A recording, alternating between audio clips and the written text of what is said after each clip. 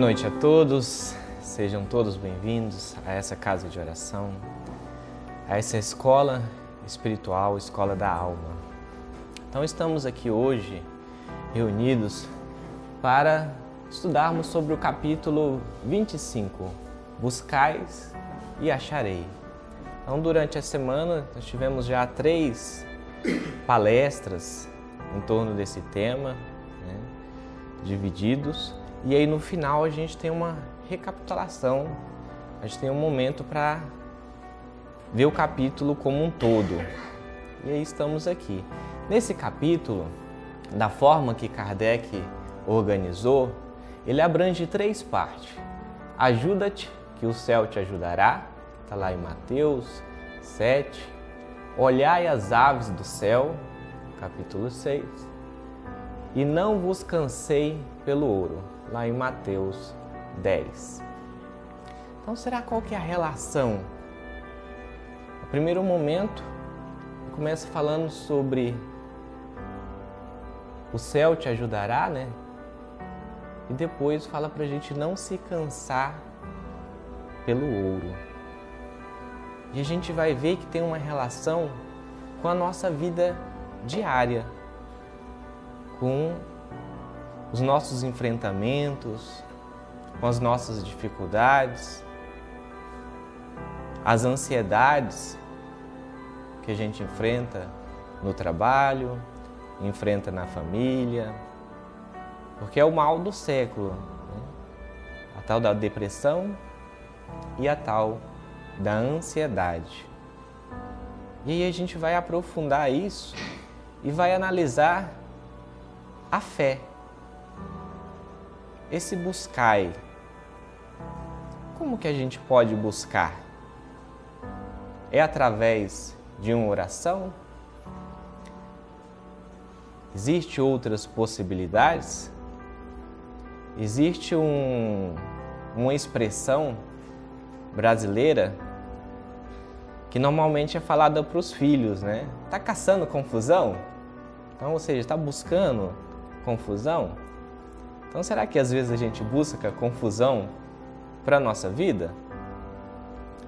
Todas os nossos comportamentos, no fundo, eles têm um objetivo, que é satisfazer alguma necessidade nossa.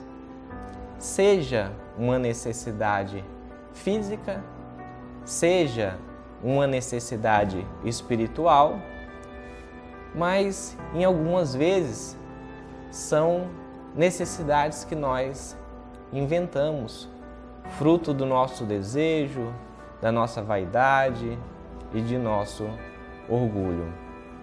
E muitas vezes o nosso comportamento, apesar de tentar satisfazer uma necessidade nossa, nós nos utilizamos de métodos, de metodologias equivocadas, que às vezes traz resultados aos quais a gente não esperava, qual não tinha medido as consequências. E aí, dos comentários de Kardec, ajuda-te que o céu te ajudará. Olhai as aves do céu, não vos cansei pelo ouro. Então, para exemplificar, a história ela tem a capacidade de penetrar em nosso coração, de comover os nossos sentimentos. Por isso que Jesus se utilizava das parábolas para ensinar. E tem uma história bem interessante que aconteceu com Chico Xavier. Está lá no livro Lindos Casos de Chico Xavier e fala sobre o valor da oração. E ela conta mais ou menos assim. Logo que a mãe de Chico desencarnou, ele foi ser criado por uma outra senhora. E essa outra senhora sofria de perturbação espiritual, de obsessão, e nos dias mais graves acabava deixando Chico sem comer, por 1, 2, às vezes 3 dias sem comer. E nisso o Chico ficava ali, triste. Um desses dias, no momento de oração, ele pega e recebe a companhia da mãezinha dele, já desencarnada, que vem o acompanhar. E aí ela pergunta: Chico, por que estás tão triste? Aí ele fala: eu estou com fome, eu queria tanto algo para comer. E aí ela fala: não, mas você está reclamando demais. Ele fala: mas seria tão bom ter alguma coisa para comer. E aí ela se comove, fala: então, continue orando e aguarde. E aí ele continuou na sua oração, foi ali pedindo, começou a rezar o Pai Nosso, e chega um momento que adentra no quintal um cachorro, um cão, com um jatobá na boca, um fruto do cerrado, né? Jatobá. E aí a mãezinha dele aparece novamente e fala: ó, mistura com água e vai servir de alimento para você. E ao se despedir, ela pega e deixa uma lição: quando oramos com fé viva, até um cão pode nos ajudar, em nome de Jesus.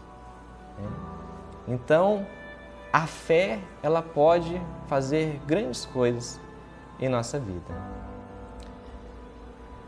E a ação da prece? Segundo a espiritualidade, a prece pode ter 3 objetivos.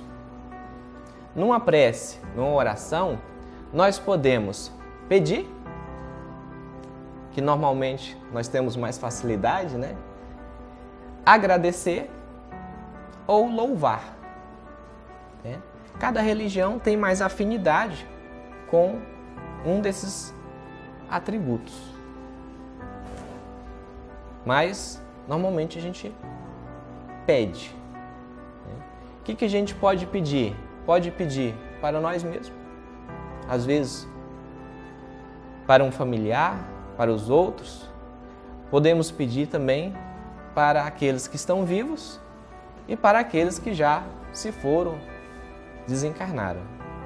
Então, quando a gente se encontra numa aflição, a gente pega e busca a oração, busca a prece. A gente se vê ali diante de uma aflição e busca socorro. Nisso, o nosso pensamento emite ondas e a espiritualidade vem nos atender da melhor forma. Mas como será a atuação da espiritualidade em nossa vida? Será que ela vem e resolve as nossas dificuldades por nós? Normalmente, a espiritualidade vem nos auxiliar de uma forma mais sutil. Eles vêm nos fortalecer, tentar ali passar otimismo, perseverança.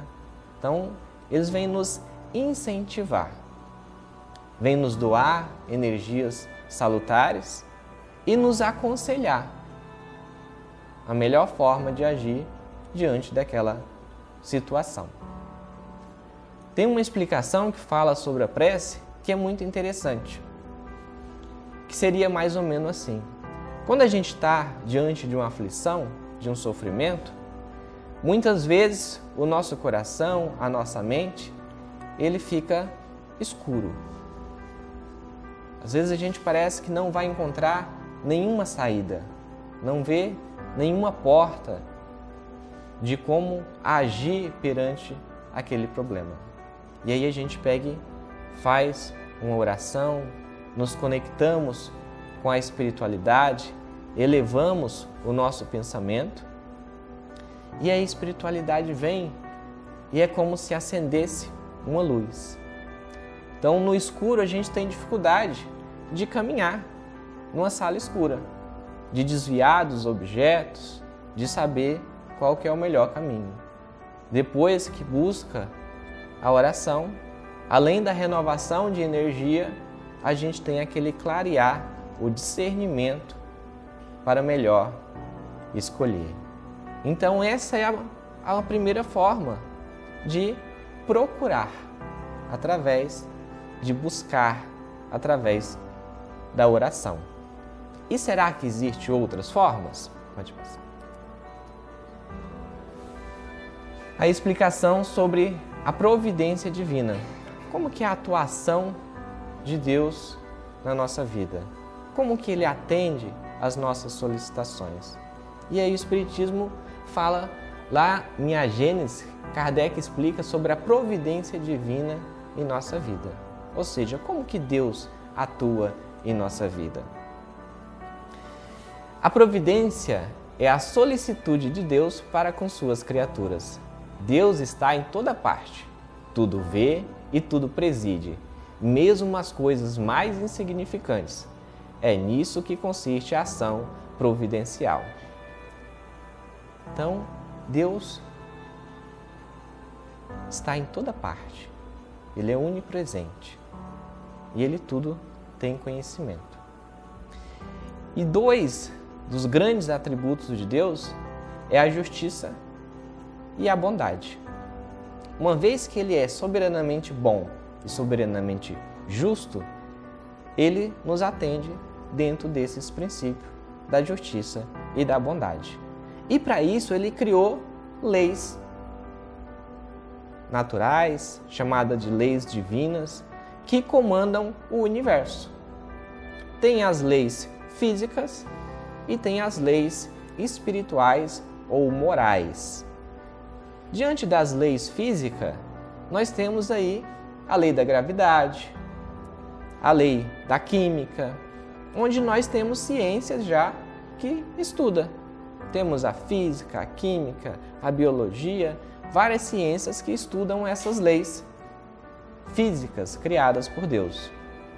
E as leis espirituais? Para as leis espirituais, Deus foi trazendo através dos seus mensageiros, depois através de Jesus, depois o Espiritismo trouxe através da espiritualidade de luz mais alguma dessas leis. E aí nós temos a lei do progresso, nós temos a lei do trabalho, nós temos a reencarnação, nós temos a lei de ação e reação, ou causa e efeito, ou como alguns chamam da lei do karma, né? Tudo que a gente faz tem uma resposta, tem uma reação ali, tem um efeito. E para presidir tudo isso, para finalizar, Deus criou uma lei, que o Evangelho trata um capítulo sobre ela, falando sobre a lei da justiça, do amor e da caridade. Nesse tópico, ele não separa esses três atributos.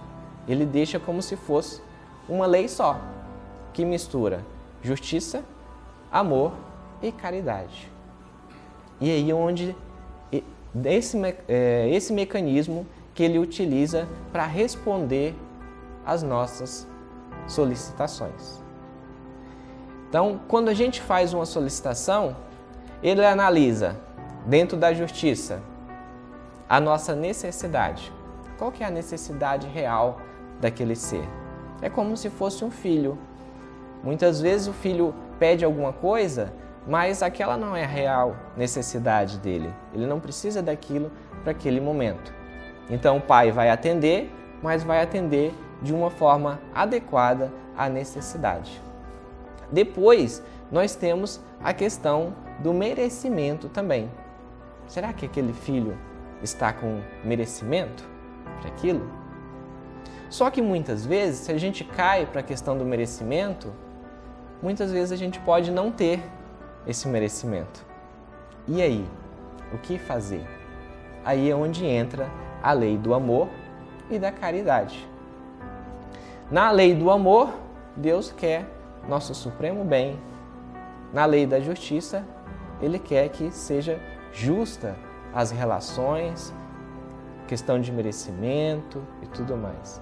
E aí, para equilibrar o amor e a justiça, ele criou a misericórdia que se apresenta através da caridade, onde ele faz um empréstimo quando a gente não merece.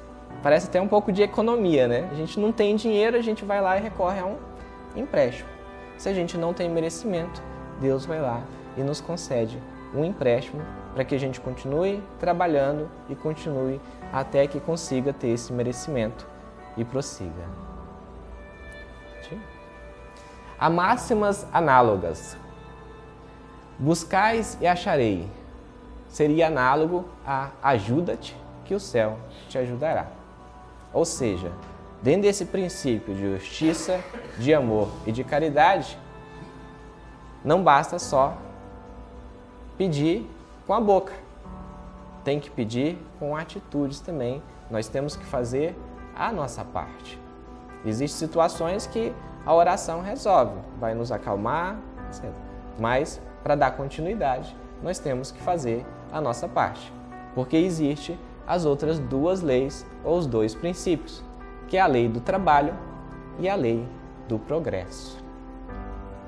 Nós temos que progredir.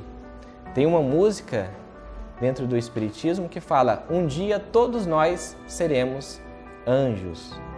Então, nossa destinação é progredir, virar espíritos de luz, ou alguns chamam de anjos. Então, todos nós, um dia, mesmo aquele que você acha que não tem mais solução, um dia vai chegar. É um determinismo divino. Progredir. Nós vamos nos melhorar. Agora nós podemos, dentro do nosso livre-arbítrio, escolher. Se nós evoluímos mais devagar ou mais rápido. Deus deixa a cada um com o seu ritmo. Alguns evoluem numa linha quase reta, vai demorando, outras já é uma linha mais ascendente, evolui a nível mais rápido. Deus quer que todos evoluam o mais rápido possível, mas muitas vezes nós nos rebelamos com as leis divinas, né? Que é o que as outras religiões chamam de pecado. Pecado é o quê? É uma transgressão, uma lei divina. E algumas leis divinas a gente já conhece e outras a gente não conhece ainda.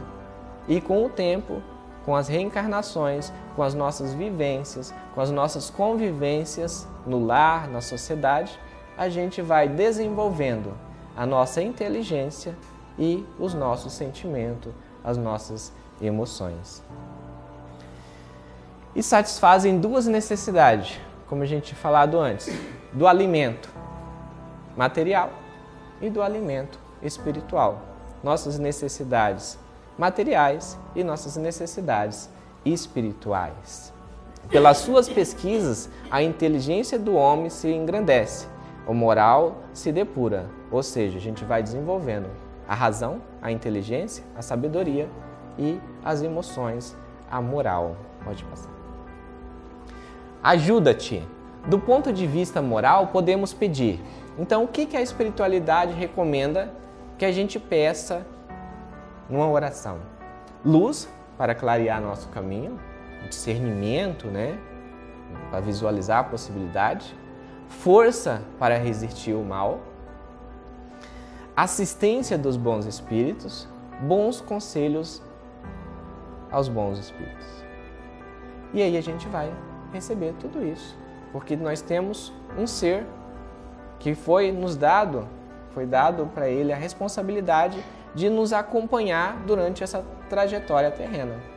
As outras religiões chamam de anjo da guarda, pode ser chamado também de mentor espiritual, né? Ou espírito guia. Mas pedi sinceramente, com fé, confiança e fervor. Apresentai com humildade e não com arrogância, sem o que sereis abandonado. Então, a gente tem que ter a fé, tem que ter a confiança. Mas a partir do momento que a gente parte para a arrogância, aí a espiritualidade pode deixar a gente passar por as provações ali para a gente aprender a desenvolver a humildade, a paciência. E aí a lei do progresso.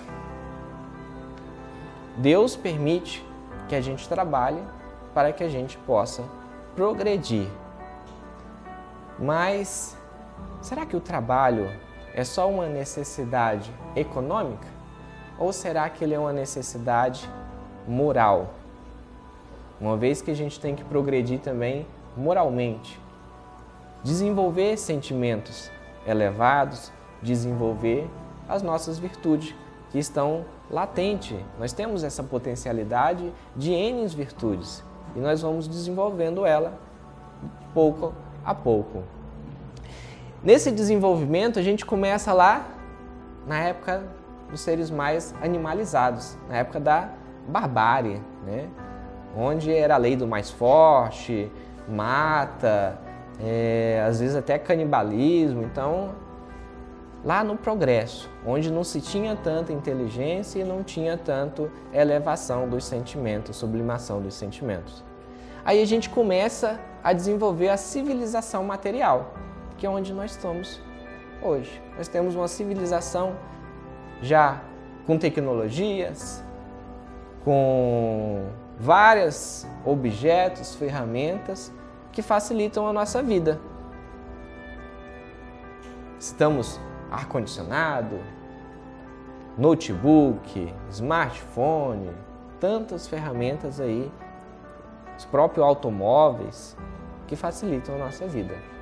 Só que nesse patamar ainda nós oscilamos entre o bem e o mal, porque nossos interesses ainda são materiais e ainda reina o materialismo. E aí chega um momento que a gente vai desenvolvendo a inteligência e vai vendo que fazer o bem faz bem. Fazer o bem traz boas relações para a nossa vida, traz harmonia e traz a conquista da felicidade. E aí a gente começa a desenvolver os bons sentimentos. E aí a gente chega o momento da civilização moral, que vai chegar um momento ainda no futuro. Voltando com o progresso que já realizou e adquirindo cada vez mais alguma coisa a mais, a alma passa gradualmente da barbárie à civilização material e desta à civilização moral. Um progresso contínuo. Mas será que a gente consegue evoluir, nos melhorar, nos depurar, vencer as nossas imperfeições, as nossas más inclinações em uma vida só? Aí é que Deus, diante da sua justiça, do seu amor, nos possibilita outras vidas. Então, aquela experiência que eu adquiri através do esforço numa vida, ela vai se transformar numa capacidade latente em outra vida. E isso está cada vez mais presente na sociedade. São crianças, às vezes de 3, 4 anos, que se destacam na área da música, se destacam na área das ciências. E a ciência não consegue explicar como que esses fenômenos acontecem. Crianças pequenininhas fazendo pinturas, obras de arte muito belas, impressionantes, que nós adultos não damos conta. Isso é o progresso. Então, tudo aquilo que a gente, através do esforço, conquistar nessa encarnação, na próxima encarnação, a gente vai ter facilidade. Eu cito a questão do violão. Às vezes, quem não praticou em outra encarnação, chega nessa vida e tem uma dificuldade tremenda para tocar o violão. Aí outro ali pega no violão e já parece que já sai som, já sai harmonia, uma coisa incrível. Por quê? Lá atrás ele praticou. E aí a gente fala, eu queria tanto ser assim, né? Aquela inveja branca, aquela admiração. Fala, pratica nessa. Passa pela dificuldade nessa que na próxima terá facilidade. Pode ir. Não trabalhar, então tem uma parte que fala sobre, ele compara com as aves que confiam na providência divina. Mas será que ele diz assim, seja como os passarinhos, não se preocupe com nada, não precisa de tecnologia, não precisa de nada. Não foi isso que ele quer dizer. Ele quer dizer que a gente não precisa ter ansiedade no nosso dia a dia. A gente tem que desenvolver mais fé, mais a serenidade. acreditar que tudo tem um motivo, ou seja, algo que aconteceu anteriormente levou-nos a passar pela situação que nós estamos passando hoje. E aí tem causas atuais das aflições e causas anteriores das aflições. A causa de nosso sofrimento pode estar nessa vida ou pode estar em outra vida. Mas dentro da pedagogia divina, que quer o nosso bem, que é o nosso aprendizado, tudo o que acontece em nossa vida, além de ter um motivo, algo que causou, também tem um objetivo. Ou seja, quer que a gente nos melhore com aquele aprendizado, com aquela situação. Então, tudo que chega na nossa vida, de alguma forma, nos traz alguma possibilidade de crescimento, de elevação espiritual, de aprendizado. A gente pode encarar como rebeldia, ai meu Deus, como eu sofro. Ou pode, peraí, o que eu fiz de errado, o que eu fiz e o que aprendizado eu posso tirar dessa situação? Como que eu posso me melhorar? Então, de trabalhar com o corpo, se a gente não trabalhasse com o corpo, o que aconteceria? Quando o doente fica ali na cama, o que acontece? Começa a atrofiar. Precisa ali de um enfermeiro ficar trabalhando, movimentando, fazendo fisioterapia para que os membros não vá enfraquecendo e atrofiando. E da inteligência? O espírito permaneceria na infância. Aquele que não tem o raciocínio direito, aquele que não consegue ter inteligência ali.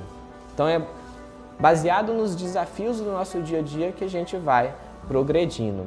Por essa razão, os espíritos não poupam os homens de trabalho, da pesquisa, das descobertas, das invenções. Então, a pessoa tem vontade de escrever um livro. Ele vai ter que ter o esforço dele. A espiritualidade pode vir, auxiliar, pode intuir, mas o esforço da pesquisa, da busca, da descoberta, da invenção, tem que ser nosso. Porque senão o merecimento não seria nosso, seria da espiritualidade.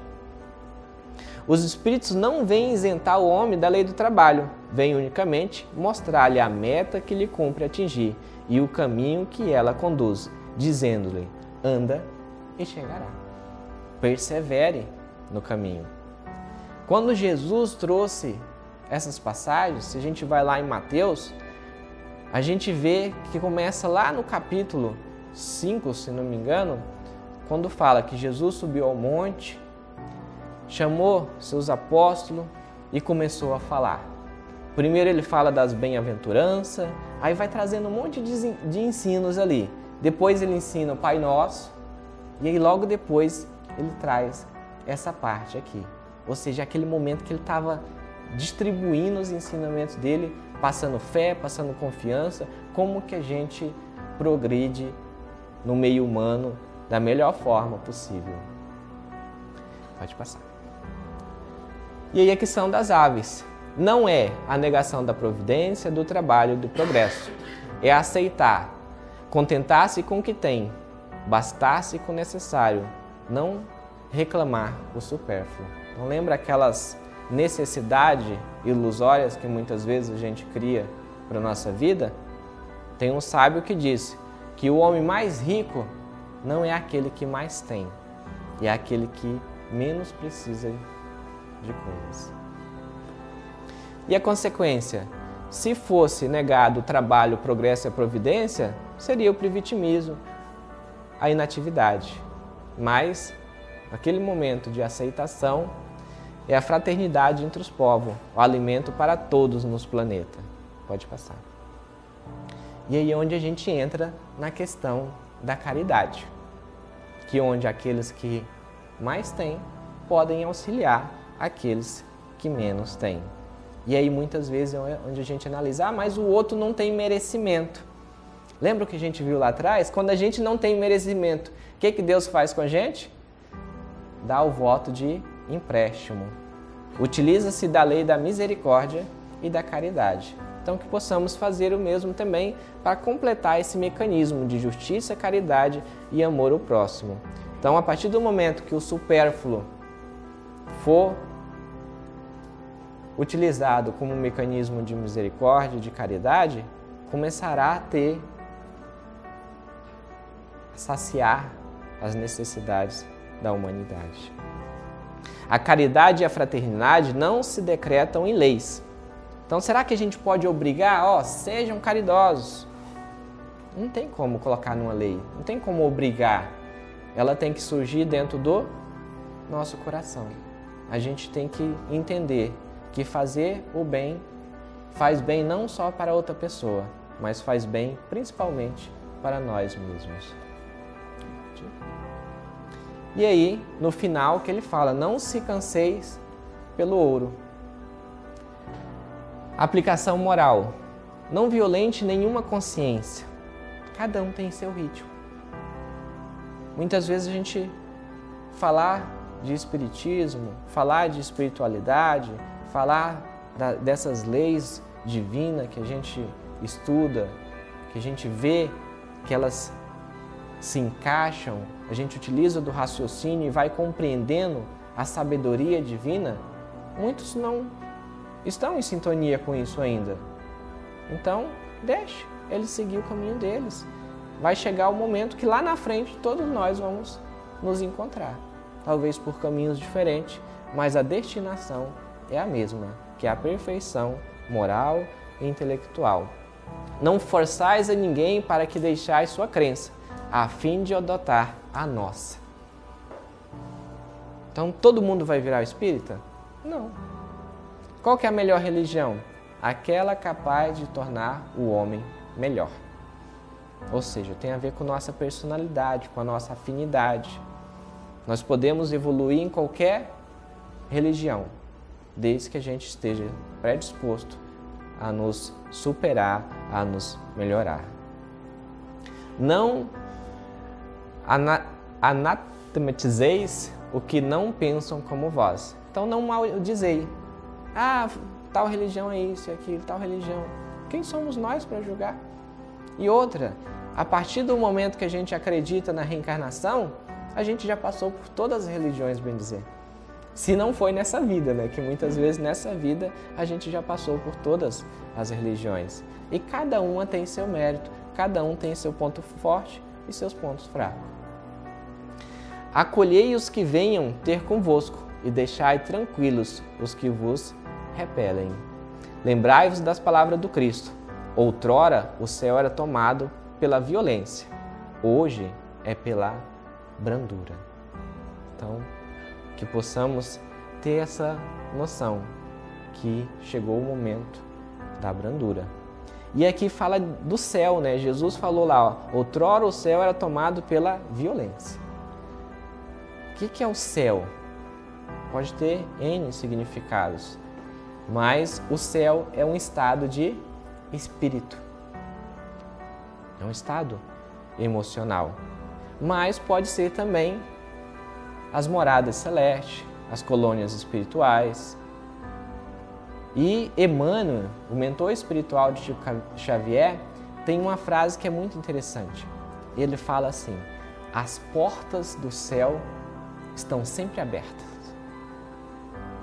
Cabe a cada um desenvolver a asa da sabedoria e do amor para adentrá-la. Então, a vida é uma grande oportunidade de desenvolvermos essas asas e adentrar o reino dos céus. Ajuda-te, que o céu te ajudará. E assim finalizamos esse momento de estudo, de aprendizado de hoje. Que possamos aguardar o passe, que possamos mentalizar o que viemos buscar aqui, para a renovação de energias, para que possamos ser acalentados e consolados pelo Divino Mestre Jesus. Obrigado por tudo, que assim seja.